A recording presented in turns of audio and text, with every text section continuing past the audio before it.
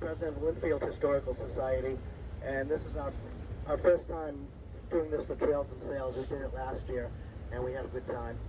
So we're ready to start, and what you'll be seeing today is we'll start hiking. It'll be steep at first, but that'll be the end of the steepness. And the first stop we'll be overlooking Boston, so you should be able to get some good pictures of Boston, and we'll be overlooking the Lynn Woods, and I'll give an explanation of how they got preserved and some of the spiritualists who came here to Lynn Woods. The second stop will be at the top of the quarry, and we'll use that just to look at the artwork where this graffiti artist had painted the quarry. And then we'll go around the other side of the quarry and we'll talk about the Kallenberg family and the history of how it became a quarry and just how this mining was done. Then we'll come down to the bottom and we'll actually go to the bottom of the cliff, so we'll be able to get a good view of the Skull Rock, Skull Cliff. And we'll go out to where the high wires are too, just to talk about some of the spiritualists and what was going on in Lynn and why we don't know why these people came here, but it was a gathering spot for spiritualists. Spiritualists are people who believe they can talk to the dead. So anyway, those are the stories we'll be covering, and I guess we can head off. Is there a road into the quarry? How did they get into quarry? There must have been roads all over, because when you think, I'm surprised there's not a railroad, because to get some of these things out of here, but they did have sledges, whatever you call them, they call them stone boats, so they dragged them. But I don't know, I mean, how far could you? I don't know. You got to get to a railroad. No somehow. remnants of roads, though, huh? No remnants. Big trails. The Lynn Woods is full of roads because, you know, they designed it that way to have a circuitous route, just a bunch of roads tied into each other. I don't get over this side much. I'm on the other side for Lynn Woods most good. of the time. Yeah. Good. You'll see something new then. Yeah. Okay. Couple new people here. Yeah. Now you can see the overview of Boston here.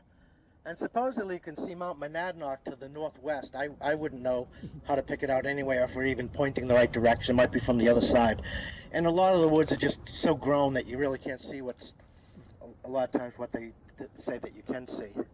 But anyway, this is a map of the Lynn Woods and Kallenberg Quarry here. What it is, we started at the parking lot here.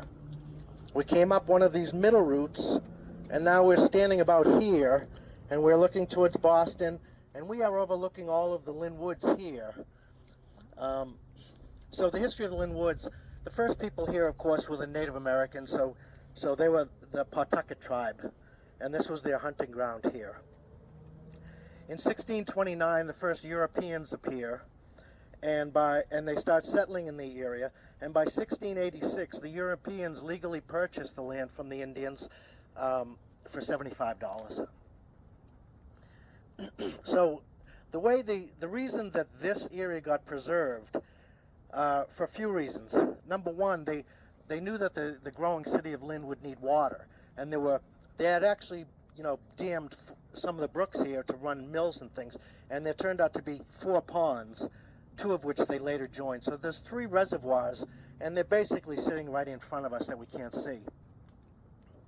And the other reason is because the conservation movement was starting at that point, where they felt people would need a place to go to get out of the cities and get some fresh air. And the third reason is because you can see these rocky outcrops. It's just very difficult to settle anything here.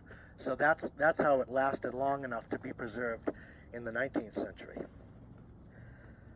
Okay, yeah, in 1889 there was the Park Act.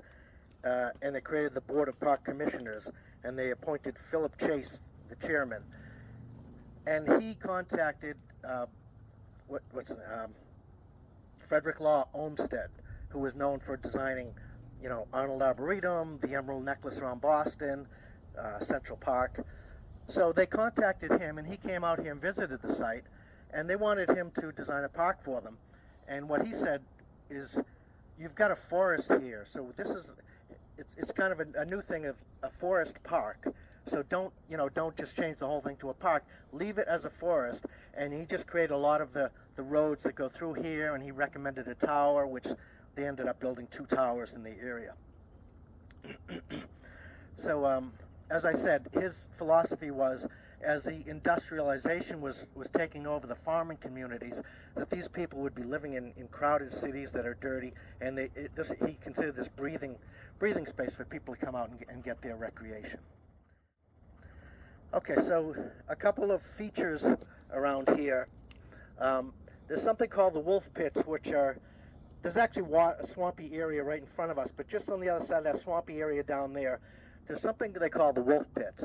And we'll call them the wolf pits because we don't really know what they were used for, but there were these two, my daughter and I visited them recently, these two rectangular things in the ground about 7 feet deep, all lined with granite, and they're probably, 3 feet wide and 5 or 7 feet long. And nobody really, they could have been the remnants of a building or something, but they can't figure out, so they call them the wolf pits because they did have to hunt wolves here. In the 1700s, actually, there were 2 days set aside in August to come out and hunt the wolves because you just couldn't coexist with wolves here in the forest. So anyway, here's a picture from the 1800s, and these people are standing over the wolf pits here. You can't really see much. There's a rail around the wolf pits. There's another picture of it, but at one point they thought, well, maybe it was the latrines for a Boy Scout camp that was out here, but who would take the time to line a latrine with all this granite? It was a lot of work to build these things. It almost doesn't even make sense as a wolf pit, so that's why I think they really don't know what they were, but they call them the wolf pit. Okay, another structure, which there's actually a talk going on this morning, but it's further away, we're not going to be visiting, but Dungeon Rock. So this is Dungeon Rock, and there's a story to that. Here's my beautiful daughter standing at the iron door of what became Dungeon Rock, and I'll explain what that story is in a minute. Here's a picture from Leslie's Evening News about people giving tours of this cave that was built, and that's a picture of the door open. You can see there's a stairway inside. Okay, so anyway, the story of Dungeon Rock is supposedly in the 1600s. Let me see if I can get these pirates came ashore. Now maybe that part of the story is true. Maybe somebody saw some people coming ashore and don't know where they went or anything like that. But the story is that these pirates came ashore with their treasure, and they hid it in a cave in the Lynn Woods. And 3 of them were immediately arrested and executed. And Thomas Veal was the captain, and he supposedly lived in a cave with the treasure and occasionally would do shoe work and trade some of the treasure for shackles. I don't know why shackles, but that would have been made at the Saugus Iron Works. And then in 1658, there was an earthquake, and it split the rock. I don't know if you saw the picture. This is kind of a picture we're talking about. But anyway, it split the rock and supposedly buried Thomas Veal with his treasure.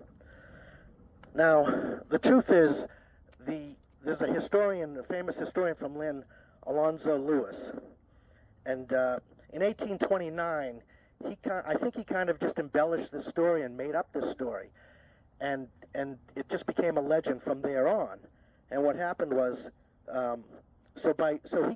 wrote that in 1829. By 1834, people dynamited the thing, thinking they could blow it up and find the treasure, and all they did was raise all the rocks and come right back down on it again, so it was buried for good. So after that, a man named Jesse Hutchinson, who bought High Rock Park in Lynn, he kind of brought spiritualism to Lynn, and he had started digging for this treasure, but after about a year he gave up. He knew it was just an impossible task. But this other guy, Hiram Marble, came from Charlton, Massachusetts. He came and he's heard the story, and he was a spiritualist, and he decided he was going to keep digging the cave and try to find the treasure. And he thought he was guided. He would have seances, and he'd bring mediums out here to have seances and help him dig it. So he kept blasting, and he did this his whole life. Now this is where Dungeon Rock is up here. This is a house that he built up there. First he came up here alone for maybe a year and tried to do it himself. But then he moved his son and his wife up here next to the rock. And he just spent his whole lifetime dynamiting. And then his son Edwin, after he died, his son Edwin spent his whole life doing this. So they spent their whole life trying to dynamite, and they would raise money by having a museum. There was a wing of this house that was a museum. And he had a sign up above that said, "All ye who enter here, leave 25 cents. Which seems like a lot of money back in those days, and maybe it's like an $18 movie ticket or something like that. I don't know, but what was in the museum? Do you know?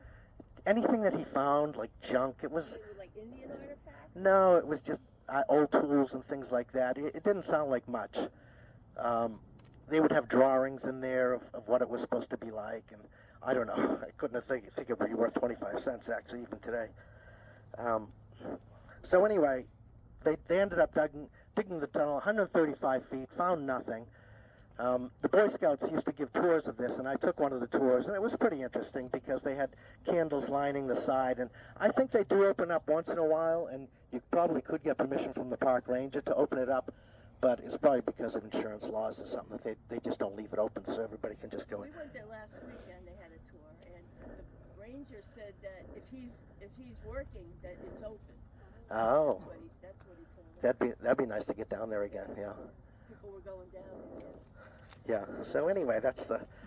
He thought he was being guided by the spirit of Thomas Veal, the pirate, and then later Alonzo Lewis, the historian who had died in the meantime, supposedly guiding him. But the tunnel he was digging, first he started digging sideways, and then realized it was going to collapse eventually. So he dug down, and he kept listening to the spirits, and they kept almost curling down into themselves, which wouldn't make sense because the spirit would have said, "It's right, you're standing on top of it, go straight down," you know. But anyway, that's the way it ended up. So now we have something called Dungeon Rock. It was called, what was it, anyway, now it's called Dungeon Rock, I believe. And supposedly Thomas Veal is buried there. And did I talk about yeah, I talked about the preservation of the woods and Olmsted, designing the roads and things. And I got to, Lynn Woods really fell into a bad reputation. When I was growing up in the 70s in Lynnfield, you know, we had a lot of arson back then. Everybody was burning their cars. This was the place everybody brought the cars out to burn. And there was a lot of, you know, seedy-looking people. I remember when I was in high school, it was like Lynn Woods was, you know, don't go there, you know, that type of thing. But it's having a second reoccurrence now of being a beautiful park again. So originally this was the Robin Rock Granite Company, and it was the Robin Rock Quarry. And Arthur Leonard Kallenberg, whose real first name was Otto, he was born in 1850 in Sweden, and he was a school teacher. And he had difficulty with the language here, so he couldn't be a school teacher anymore. So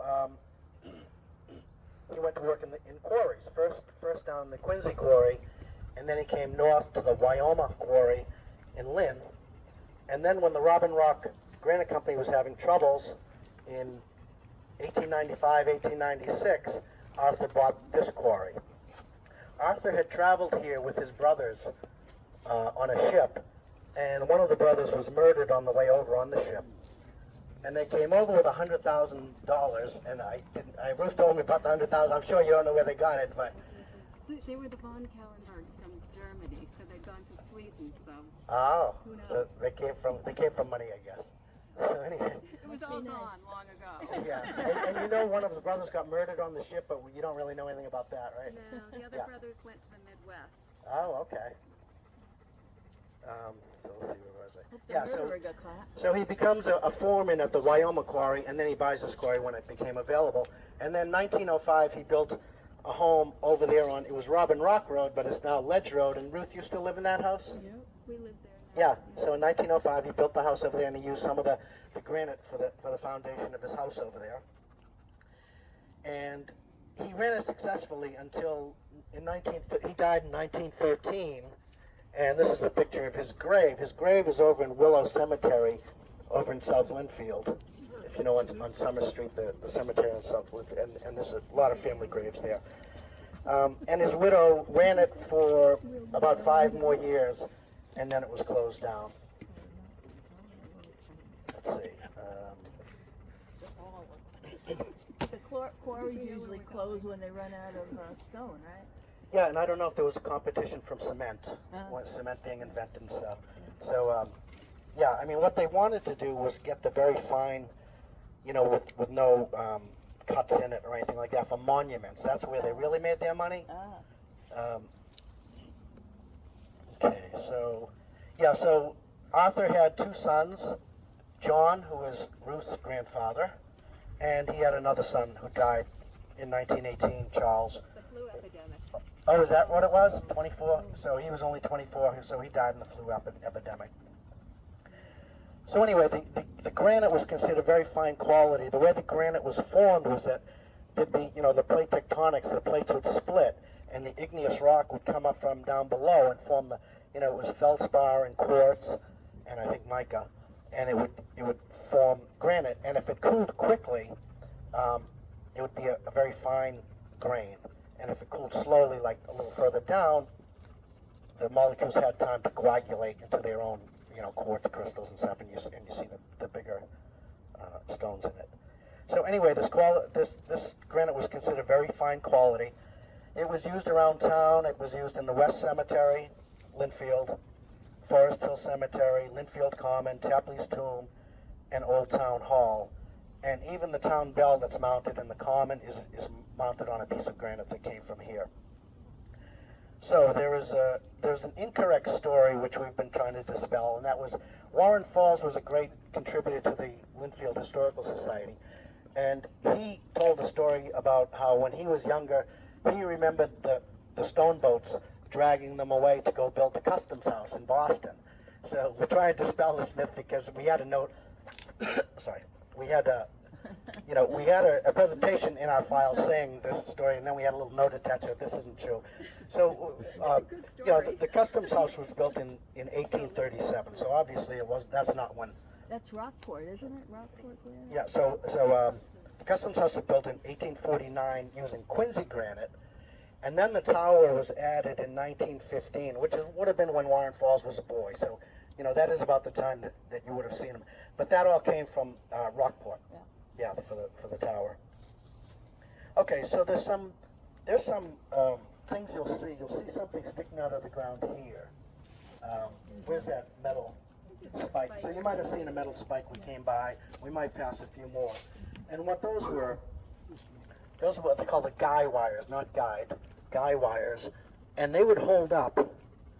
They would use steel rope. What's called steel rope. It's not cable. It's more fine, so it's flexible. But they would use a steel rope, and they would attach it to these posts, and they would hold up these derricks. And they basically look like telephone poles. And a lot of them came from the ships because the clipper ships were going out then because the steamships were replacing them. So they got a lot of them from there, and they were mostly made of Portland spruce. And I can never get my mind around how you could lift such a 60 tons worth. But anyway, if you had enough of these derricks, you could, and you had a hoisting engine attached to it somewhere. So just think, there must have been buildings all over the place. There must have been blacksmith shops, and these hoisting engines would have been in a housing, some kind of house. And they would, we can talk about the mining when we get down to the bottom and how they blasted this out. Route 1 is right there. That's where the high wires come out just before Kelly Jeep. This is probably the highest point. Bow Ridge is the highest point in Lynnfield.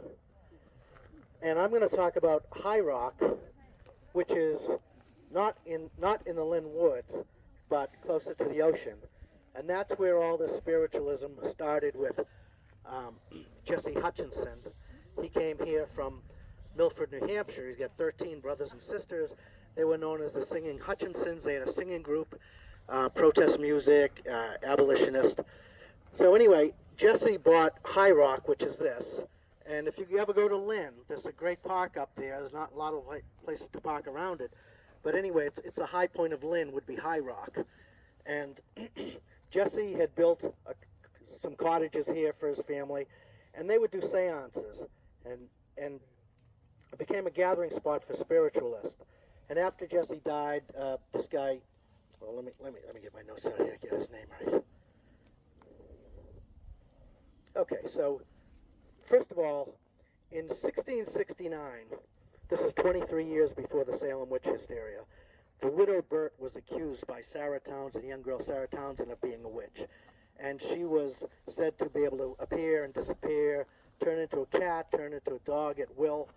But we have no record of her ever being convicted.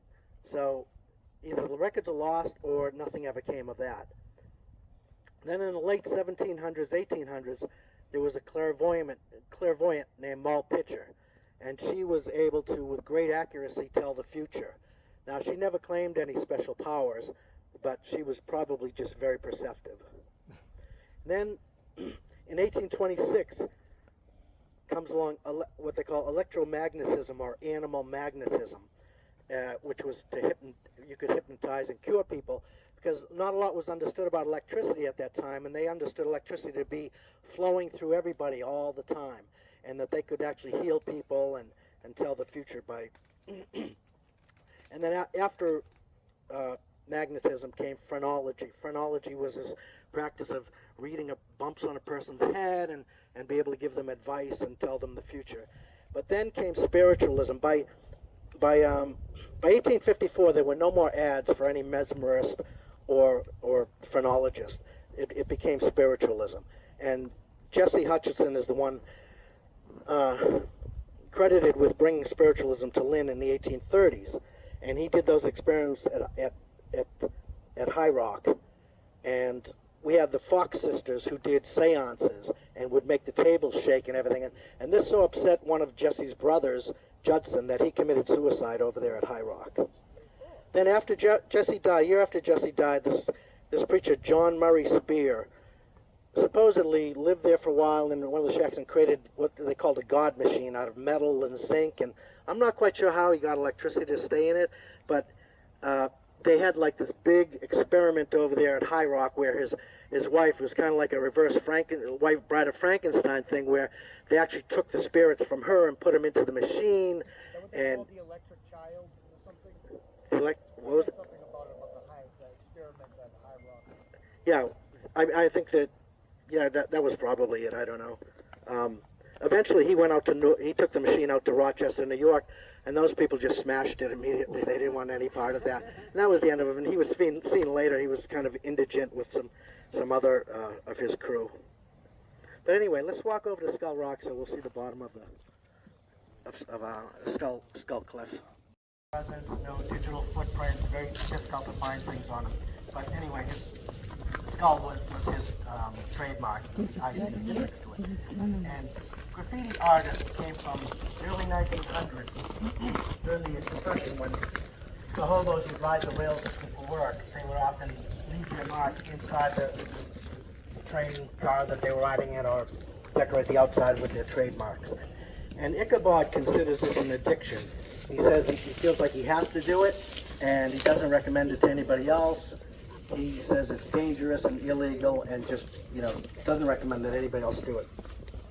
So anyway, the milling that was done here, and the way this was done. So you had a blacksmith, and the blacksmith was responsible for sharpening the drills, and they counted about 13 men for each blacksmith would be used. And what they would do is they would drill 3 holes called Lewis holes, and then they would try to, every 10 feet in the granite, and then they would try to dig kind of a trench, and they would fill it with black powder so they could kind of direct the blast, and they would try to blast out these giant cubes. And then when pneumatic drills came along, this is before carbide tips, so the tips were always getting dull immediately, So when pneumatic drills came, which with an air pump, there'd be somewhere here to generate the air pressure, the union actually had to go back and make a rule that a pneumatic drill counts as 5 men. So anyway, that's how they would blast them out. There's a little spot here that you can see, but you can just barely see it.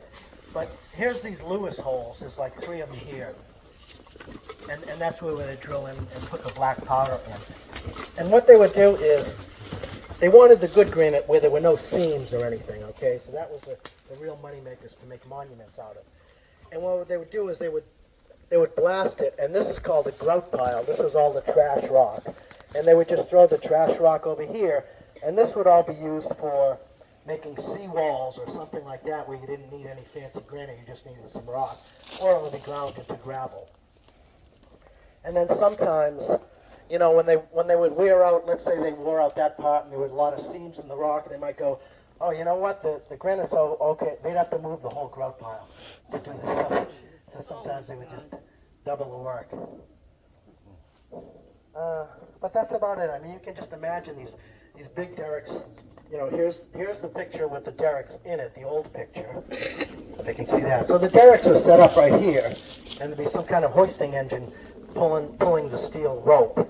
And I still can't get my mind around how you could lift up this. Some of these rocks were, well, they're probably, you know, 10 ton, 20 ton, 30 ton. After 20 or 30 tons, you need more than one derrick. And then the Custom House in Boston, which has the huge columns, all one piece of granite, those are like 60 tons. So I don't know. I don't know how they ever moved those out of here. But anyway, that's how they did it.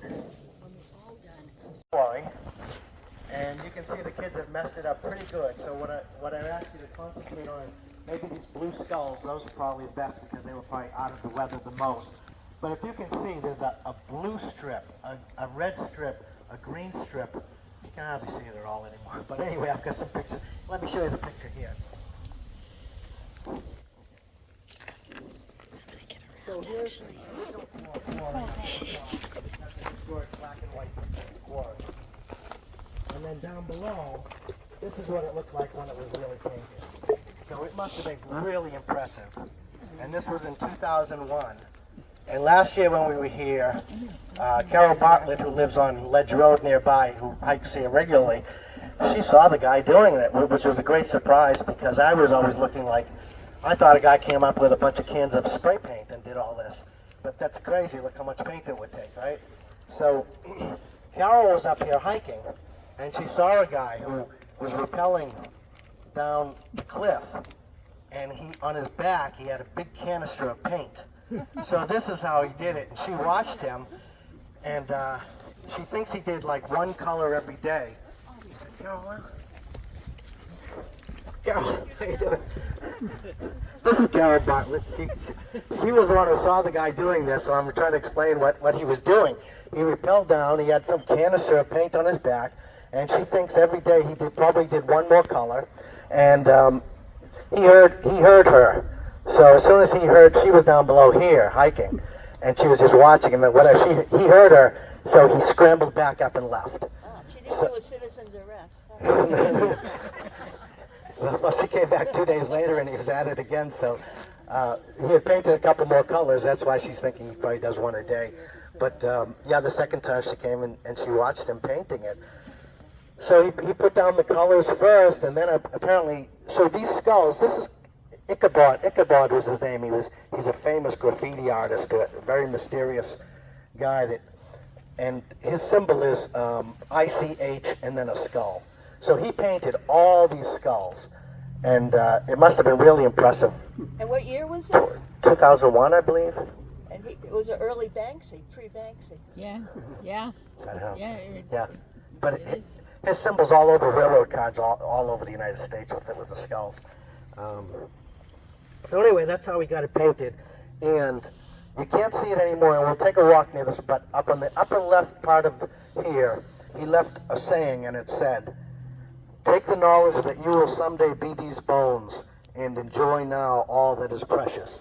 And I've got a picture of that.